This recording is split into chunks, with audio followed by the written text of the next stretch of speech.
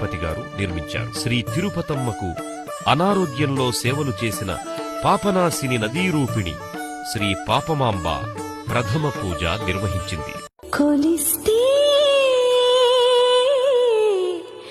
కొంగు బంగారం అమ్మా శ్రీ తిరుపతమ్మ, అమ్మా శ్రీ తిరుపతమ్మ, ఆ తిరుమల వాసుని వరపుత్రి వినువమ్మ, పెనుగంచి ప్రోలులో కనిపించినావమ్మ, పెను చీకటి బ్రతుకుల్లో ఉదయించినావమ్మ, అమ్మా శ్రీ తిరుపతమ్మ, అమ్మా శ్రీ తిరుపతమ్మ.